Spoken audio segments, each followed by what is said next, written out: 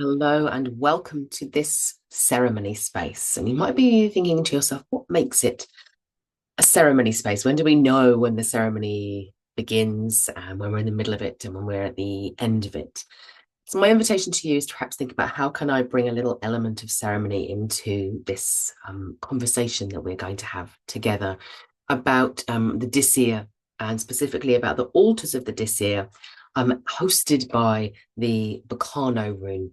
Berkano rune is often considered to be the rune of the divine feminine. It's said to be the birch tree, is what it means. There's a newness and a fertility, but it also represents the sort of darker, deep earth, the wisdom of Mother Earth, you might say, as well. And so we're going to be working with Berkano rune and working with the idea of the altar. And you might think, well, if we have an altar, then we have ceremony of some description. So perhaps for you, I've just lit a candle. It might be that you want to light a little candle for yourself, or just say, am I fully present right now? What do I need to sort of shake off and let go of so that I can be here in the moment and step into a space that feels just that little bit more sacred to me? What makes something sacred to you? Because what we're going to be talking about with the altars of the Disir is, to my view, a really deep, intimate connection with an aspect of the divine that we know. And when I say we know, I mean we can touch it, we can be with it. It is part of us. So Disir is thought to mean woman or lady. It goes back to the idea of nourishing and suckling. You might think about the divine cow or Tumla offering her milk out to all beings indiscriminately. There's this love, this energy of love that comes through with the Disir. And once we get to the point where we might say, okay, so what do we actually know about the way in which our ancestors worked with the Disir? We don't know a huge amount, but I think for the Disir, this is part of the point, because we learn about the Disir through our understanding of the beautiful aspects of the feminine out there in the world around us. So the experience of being mothered, whether that is by your own mother or somebody else, the experiences of sisterhood, whether that's with your own biological sisters or with others, the experience of being touched by an elder of some description who represents the energy of the divine feminine to you. So when I say to people, let's invite in your Disir circle now, it's really clear to say that the circle is yours, it's your circle. So if you're able to define what is it that for me represents that energy of love and nurturing, and whatever that might be, it might be sort of kindness, it might be laughter, all sorts of different things that then create the boundaries around which your Disir will assemble. So, great Aunt Mildred, who you were frightened of as a child and didn't represent particularly anything of the divine feminine to you, isn't going to be present in your Disir circle in the way you might be used to her being present. There might be that aspects of her that you didn't experience as a child are able to step forward. And maybe she wasn't always as you remembered her being, but you have set those boundaries, and we do that partially by creating altar spaces. So one of the things that we do know about the Disir is that they're places of worship, for want of a better word, of connection, let's say connection, communion, were in the home. They were in the hearth and they were in the home, and they were often in women's spaces as well. In Iceland, it is thought that often the spaces where spinning and weaving were done were in buildings separate from the sort of main, like, I don't want to say tribe, that's not the right word, but sort of the main house or the main dwelling in which all of the people would have lived, male, female, whatever. And then there were the weaving and spinning spaces, which were considered to be the domain of women. And so there may well have been a presence of the Disir there as well. So these weren't, this is a really important for me aspect of reclaiming our connection with the divine as embedded in the land, part of who we are, part of sky and earth, within the context of sort of Northern European land and traditions. It's almost this sense of a little quiet rebellion going on when we work with our Disir against deity or divinity, or that which makes the universe turn, consciousness, whatever it is that you want to call it, as being separate in some way from us, or as being something that needs to be mediated by someone else who has lots of qualifications that make them capable of doing this, or that it might be found in a particular place, which is somewhere that you need to go and visit and that you don't tend. The Disir turn all of that around and say, no, we are with you, we are present with you. We are made up of ancestors. We might be made up of deities as well, like literal deities. So Freya was called Vanadis, the Dis of the Vanir, and of being a deeply intimate connection. So once we get past the point of saying, okay, so in order to perhaps follow the path of the ancestors and the path of the people who lived in these lands, and if I want to work with my Disir, I'm going to want to have a space somewhere in my home that is dedicated to them. It might be that there are certain areas in my home that are dedicated to them, perhaps where I do cooking, or where I do spinning, where I do activities that might be associated with the feminine. But one of the things that we're doing through this, I normally call these release and replenishment ceremonies. The idea is that we can release some things and then we can find nourishment again. So getting our nourishment from our Disir is that those sorts of activities, like cooking, cleaning as well, spinning, the fabric arts, all of those types of things have been, what's the word, sort of belittled in our society a little bit. And that's something that I think we do need to let go of before we're able to step into a really deep connection with our Disir circles. Now, before I go on and talk a little bit more about the Disir, I wanted to talk about a subject which is quite difficult, I think, to approach. It's a challenge, I think, for many people following a spiritual path, and particularly the sort of more earth-based, like nature-based paths, which often distinguish between, I'm not going to say distinguish between, often embrace the idea of feminine and masculine in the divine, instead of saying there is like one masculine deity, say there is feminine as well. Wonderful, that's great.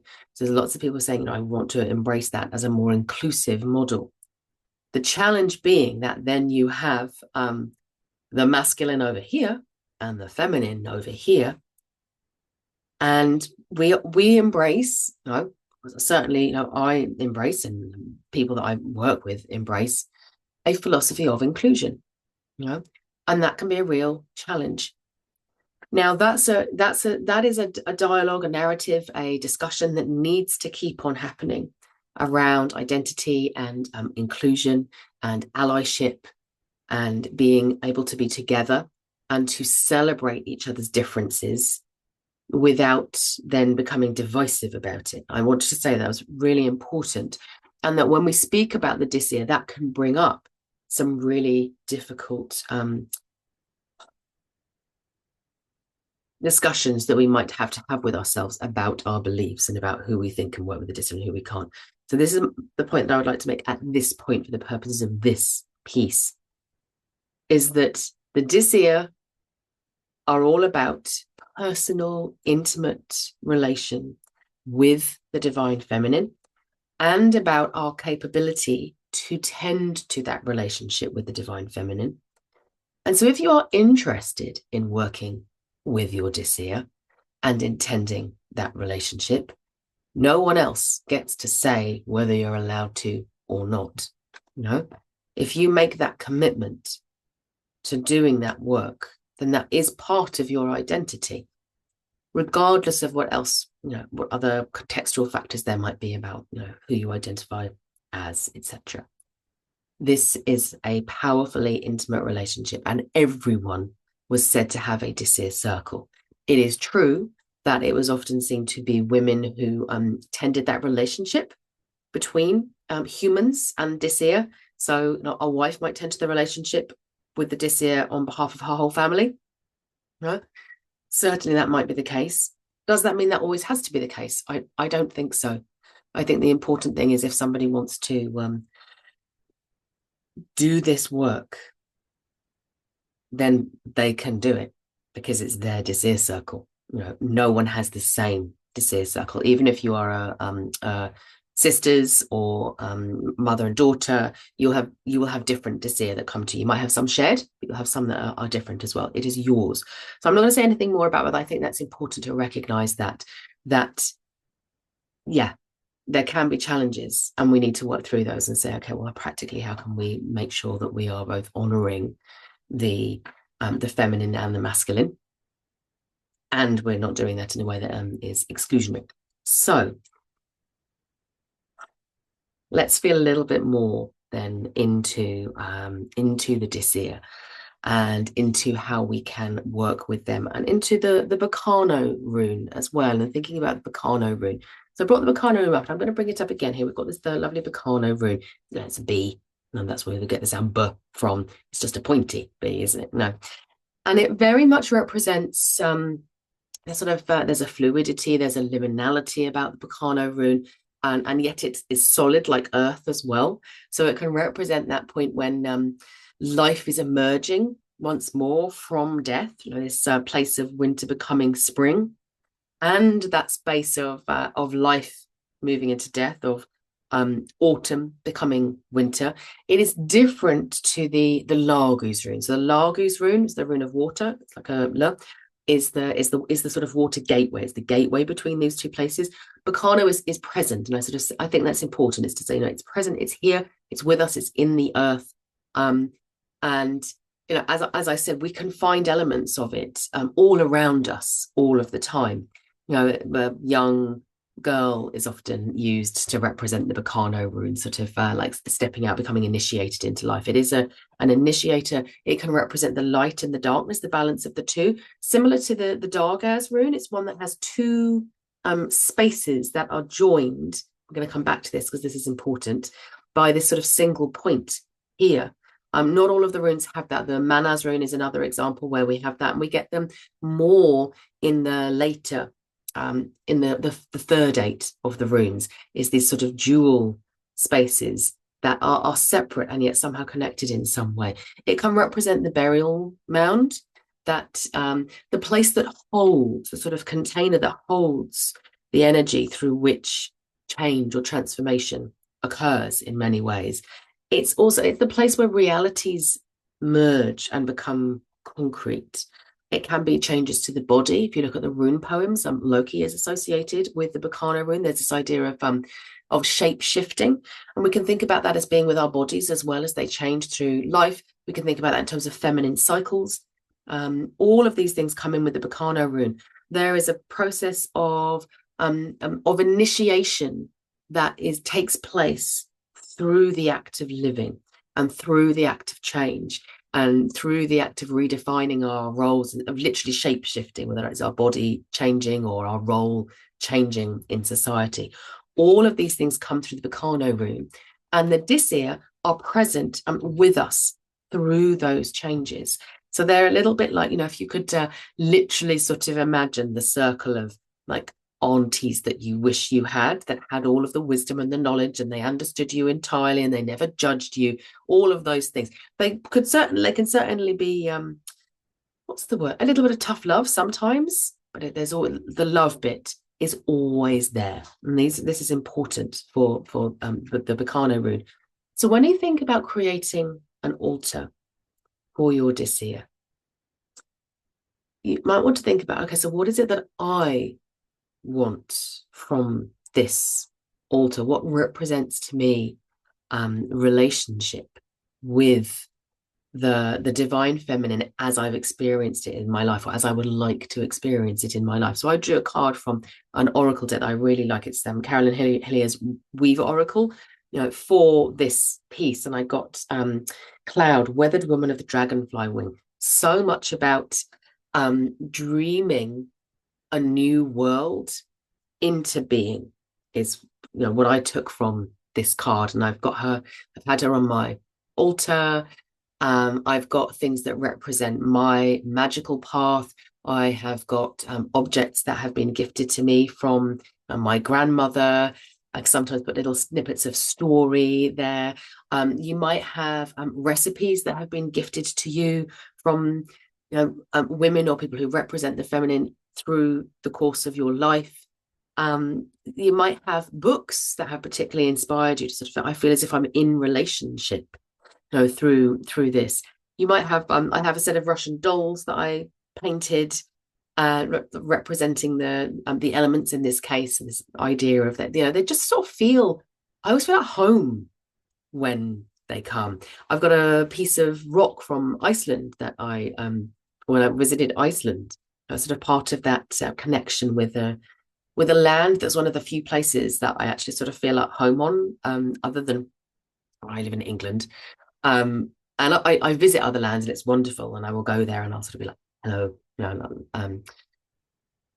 greet the spirits of place there and say this is who I am and see if they welcome me. Whereas Iceland sort of felt as if they knew me a little bit, so that was really special. So I've got that. So it's a very personal altar. It's got pieces that I had on my altars. I did set altars all the way through both of my pregnancies, to invite in the circles of my children as well, and the candles that I lit then, and sort of little bits and pieces that I have there. And it's quite a living altar.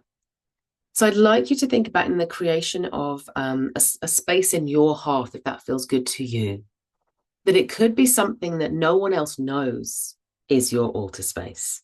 It could be a bookshelf with a couple of bits on it and like letters from your grandma, and like I said, like the recipes that were handed down to you from the woman down the road who did those spectacular cookies, whatever that is.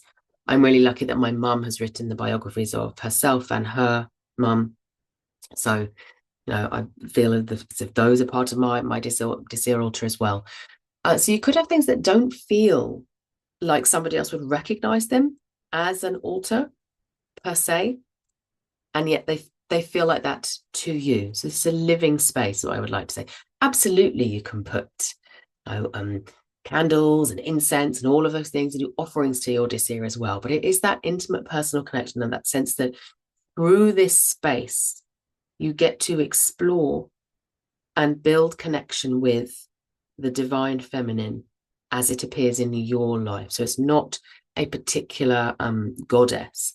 What I would say is that if you feel like, I have seen my Disir circle and I've worked with them and a particular goddess or deity has come, which can absolutely happen, it is worth having a sort of separate shrine for that deity, because otherwise their presence can be so big sometimes they sort of take over the Disir altar a little bit. I hope that sort of makes sense, because we can have a really intense relationship with a deity like Freya, for example. I know lots of people work with Hecate in my community as well, and sometimes it became a good idea to sort of have that a little bit separately and have something small like a little key for Hecate maybe, or sort of golden bracelet or something like that for Freya that sort of says yes, they're part of the circle. I have found that those goddesses, if they say yes, I want to come and stand in your circle and be part of your circle, they are very comfortable with the idea that the Disir circle is a space of collaboration, where we stand in circle together. Okay. So I would like you to do a little exercise now, and this is part of our ceremony. So I'd like you to think about it as being part of the ceremony. And I'd like to start with connecting with the Disir of the past. So these are the traditional Disir that people sort of talk about a lot, and we talk about the idea of them being ancestors. Now, I've already touched on this a little bit with the example of Great Aunt Mildred, wasn't it? That we don't always have the most like nurturing, suckling, wonderful, this is all perfect. I mean, I don't know anyone who's got a sort of perfect relationship with their mothers and their grandmothers and their, sisters and everything like that, and all of their female friends and things like that. I just don't know if that's ever happened, And some of us can have deep, deep woundings from that as well, That can make it difficult for us to then say, well, how can I interact with my Disir when I don't have an experience of that real sense of what I would want it to be, the sort of positive experience that I would want to have, where I feel empowered and I want to stand in circle with this circle. So when that's the case, often we can start working with the Disir circles, and we don't have a specific, we don't invite grandma in, for example, or for a period of time, which no, that's not going to happen with us. And that's absolutely fine. What I'd like you to do at this point is to think about your family, and that doesn't need to just be biological family. Think about your family, your friends, and the people who have embodied for you the qualities of the feminine, and the words that you would use to describe that relationship. So, for example, for me, I started to think about all the way back, like generation after generation after generation after generation, of all of the women who must have, given birth to a child that eventually resulted in me. Because that could be quite a nice way to start better. We all have a biological mother, and they have mothers and mothers and mothers stretching back. It's what connects us all, human family eventually. And there will be some who are awful, and there'll be some who are amazing, and most of them will be somewhere in the middle. But I can tell you that when I start to feel into them, I feel this amazing sense of gratitude. I mean, what they went through in order for me to be here right now talking to you, I can feel grief that I didn't get to know them, or that their stories have been lost. That it's difficult to trace my family tree, or what they could have told me if they were present there. I can feel anger sometimes on their behalf, you know, or anger at things that they did, that have left traumas through the family line. I might feel forgiveness. I might feel like, I'm working on this, and I feel forgiveness, or bitterness that could come up. I'm struggling with this. All of those things are fine. It's literally just at this point, just going, okay, so when I feel into the my ancestral line stretching back, what does that raise for me around the relationship with the feminine? All we're doing at this point.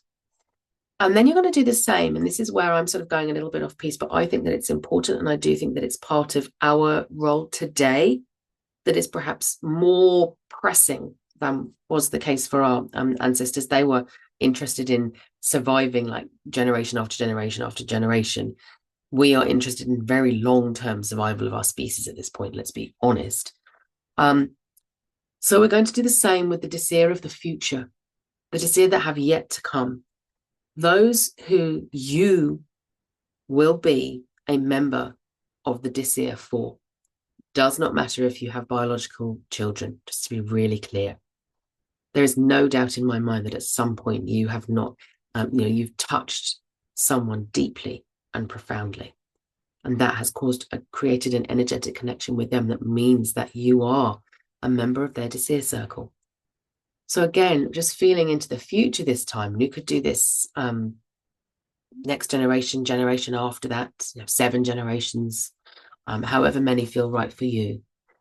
And feel now into what you feel for them at this point. And we're just doing a little bit of a brainstorm at this point. So I feel hope, hopefulness for them, guilt, maybe. Am I doing enough? Could I be doing more?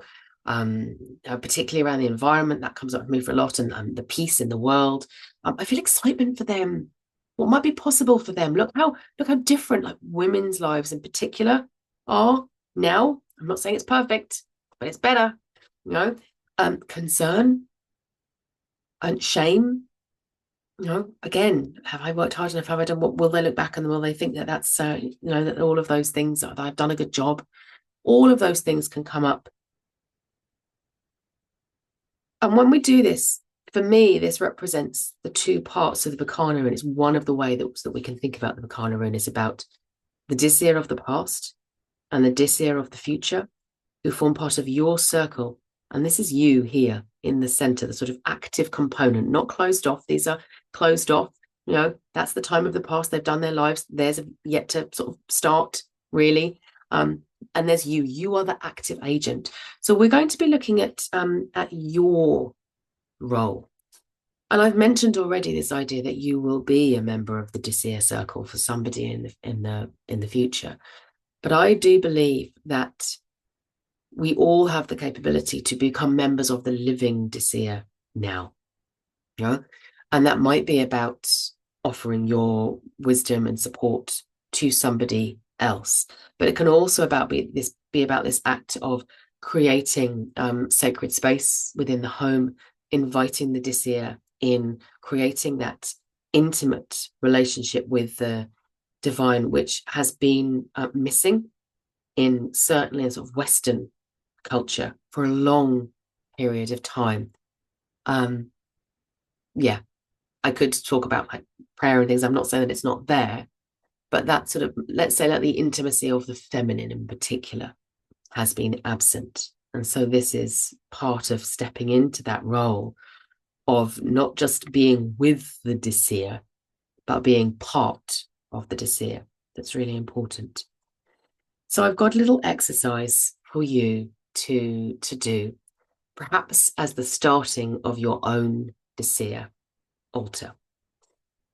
So I created for myself a page in my journal with the Berkano rune. And what I did is I did it this way up so that it becomes this sort of flat, almost like the earth, and then a space for each of my circles, past and future. And I wrote within them the emotions that came to me as I connected with each of those groups. What I wanted for them, how I felt connected to them. So with the Disir of the past, I had, gratitude came up strongly for me, grief and wonder. How did they do that? How did they survive and create the society that I got to be born into? It's so complex, it's so amazing, it's so, how many people contributed towards that? I love you. Thank you. Sorrow, pride in them. All of these things came up, and aching came up. I started to feel into, this is my own, my grandmother, those parts of my Disir circle that I knew and are now gone, who can feel through these exercises incredibly present with us.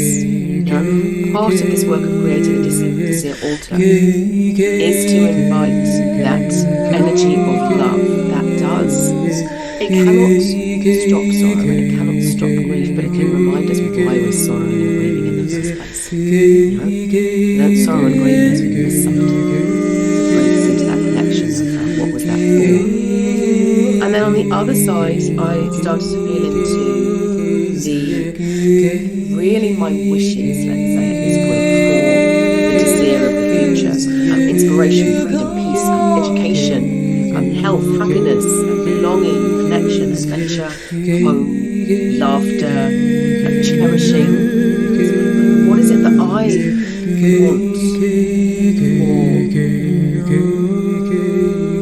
for the future Disir as a member of their circle, when they look back and they see me standing around their space and I am there holding their altar and connecting with them through that space.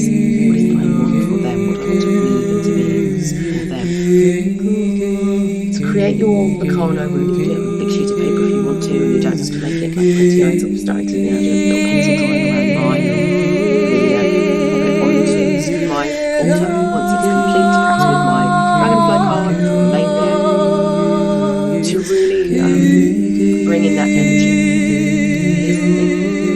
As I was doing this piece, the Disir will whisper, and they'll whisper and they will say, if you are not able to feel these things or gift these things to yourself, then you cannot fully link between that which was and that which will be. If you want education, health, happiness, belonging, or the Disir of the future, how do you gift yourself to that now, so that they can access it in the future? That's the honouring that you will do for them. If you step back from grief or sorrow or love or any of those emotions, if you step back from them, no, thank you very much, shut those out, those are too big or too challenging, then you're not able to experience the other side of that that of the gladness and the gratitude and the love and the wonder, and you're not able to embody the wisdom that comes with tackling some of the challenge energies that our Disir of the past will represent to us. There is a healing journey as well. And when I say healing, let's call it a journey of fullness rather than healing, because healing sounds as if there's something wrong with you. There's nothing wrong with you. But if there is something that feels painful when you go through it, it feels like I'm working at the moment and have been for most of this year on unreleased grief in my maternal family line, like held by women who often hold the grief, don't they? I've been working on that because it's just connected with it. But if I don't do that, then I've passed that on, just like pass the parcel. If I don't open the package and learn something from it and perhaps slip another gift inside, I just go, thanks very much, pass it straight on to the next generation. So it's about saying, okay, so what can I do to become an elder in this, and to clear those things and to really feel and say, yeah, you know what? I don't know why I'm feeling so much grief. So where does that come from? And to do the work around it. So it's an exploration process of what your relationship with your Disir could look like through the creation of an altar and through doing this exercise. So I am going to invite you now to make your Berkano rune, just put it on your paper and start the process of, don't overthink it. Don't be like, oh, Maggie said I needed to do feelings or I needed to do like wishes. Just allow yourself to pluck like words from whatever you see when you feel like, if I connect into the past with that energy of the feminine in the past from my life and what I want for the future afterwards, what words come to me? And remember, this is your exercise. No one's going to be like, you did that wrong. Let the Berkano rune guide you through this one. So I'm going to share with you a song, which is, I think of this as almost like a skeleton song. So when I do ceremony with people, this song is never sung in the way that it is in this recording. It always evolves, because we're in the moment and it's intimate and it's about the people who are there in the moment. But I offer this to you to help you to connect with your Disir.